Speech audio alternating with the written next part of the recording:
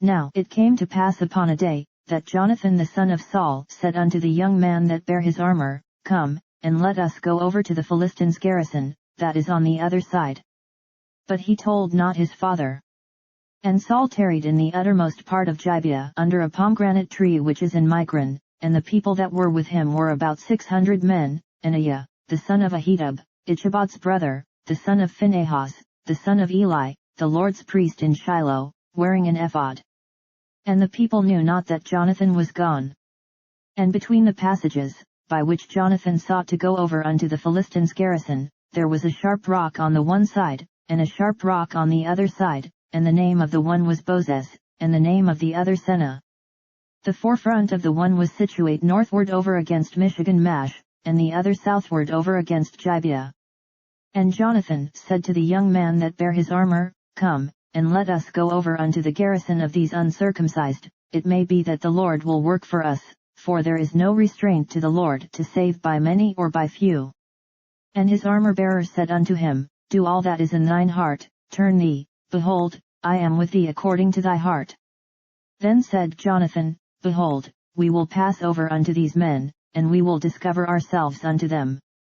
If they say thus unto us, Tarry until we come to you, then we will stand still in our place, and will not go up unto them. But if they say thus, Come up unto us, then we will go up, for the Lord hath delivered them into our hand, and this shall be a sign unto us. And both of them discovered themselves unto the garrison of the Philistines, and the Philistines said, Behold, the Hebrews come forth out of the holes where they had hid themselves. And the men of the garrison answered Jonathan and his armor-bearer, and said, Come up to us, and we will shew you a thing. And Jonathan said unto his armor-bearer, Come up after me, for the Lord hath delivered them into the hand of Israel. And Jonathan climbed up upon his hands and upon his feet, and his armor-bearer after him, and they fell before Jonathan, and his armor-bearers slew after him. And that first slaughter which Jonathan and his armor-bearer made, was about 20 men, within as it were an half acre of land, which a yoke of oxen might plough. And there was trembling in the host, in the field, and among all the people, the garrison, and the spoilers, they also trembled, and the earth quaked, so it was a very great trembling. And the watchmen of Saul and Gibeah of Benjamin looked, and, behold, the multitude melted away, and they went on beating down one another. Then said Saul unto the people that were with him, Number now, and see who is gone from us. And when they had numbered, behold, Jonathan and his armor-bearer were not there. And Saul said unto Ahiah, Bring hither the ark of God.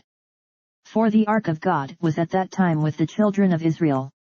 And it came to pass, while Saul talked unto the priest, that the noise that was in the host of the Philistines went on and increased, and Saul said unto the priest, Withdraw thine hand. And Saul and all the people that were with him assembled themselves, and they came to the battle, and, behold, every man's sword was against his fellow, and there was a very great discomfiture. Moreover the Hebrews that were with the Philistines before that time, which went up with them into the camp from the country round about, even they also turned to be with the Israelites that were with Saul and Jonathan. Likewise all the men of Israel which had hid themselves in Mount Ephraim, when they heard that the Philistines fled, even they also followed hard after them in the battle. So the Lord saved Israel that day, and the battle passed over unto Bet-haven. And the men of Israel were distressed that day, for Saul had adjured the people, saying, Cursed be the man that eats any food until evening, that I may be avenged on mine enemies. So none of the people tasted any food. And all they of the land came to a wood, and there was honey upon the ground. And when the people were come into the wood, behold, the honey dropped, but no man put his hand to his mouth, for the people feared the oath. But Jonathan heard not when his father charged the people with the oath, wherefore he put forth the end of the rod that was in his hand, and dipped it in an honeycomb, and put his hand to his mouth, and his eyes were enlightened. Then answered one of the people, and said, Thy father straitly charged the people with an oath, saying, Cursed be the man that eats any food this day. And the people were faint.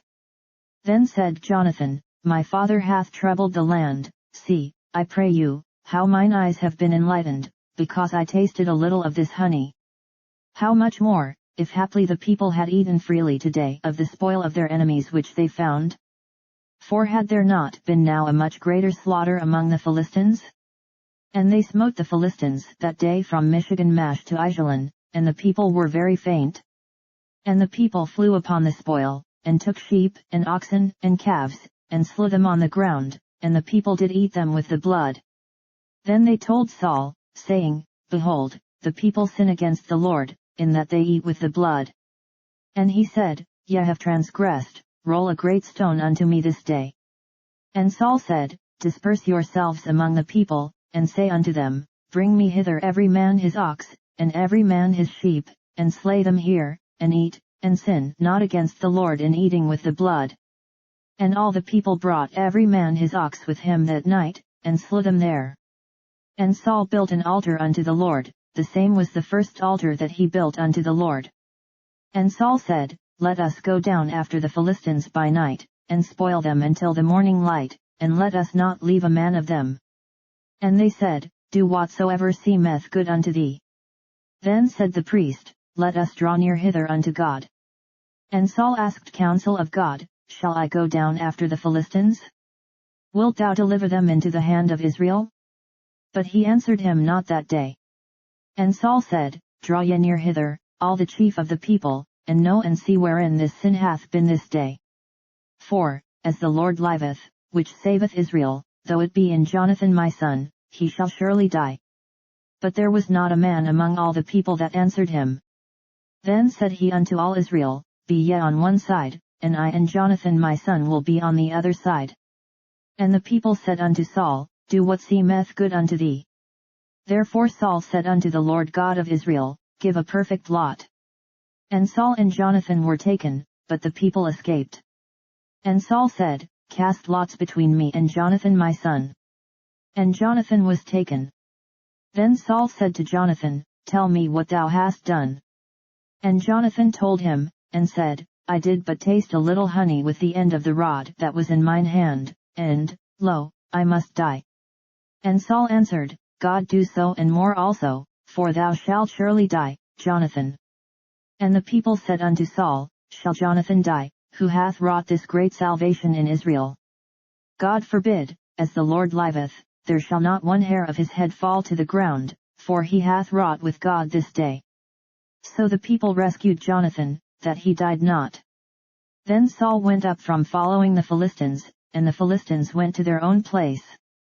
So Saul took the kingdom over Israel, and fought against all his enemies on every side, against Moab, and against the children of Ammon, and against Edom, and against the kings of Zebah, and against the Philistines, and whithersoever he turned himself, he vexed them. And he gathered an host, and smote the Amalekites, and delivered Israel out of the hands of them that spoiled them. Now the sons of Saul were Jonathan, and Ishui, and Melchishua, and the names of his 2 daughters were these, the name of the firstborn Merab, and the name of the younger Michal, and the name of Saul's wife was Ahinoam, the daughter of Ahimaaz, and the name of the captain of his host was Abner, the son of Ner, Saul's uncle. And Kish was the father of Saul, and Ner the father of Abner was the son of Abil. And there was sore war against the Philistines all the days of Saul, and when Saul saw any strong man, or any valiant man, he took him unto him.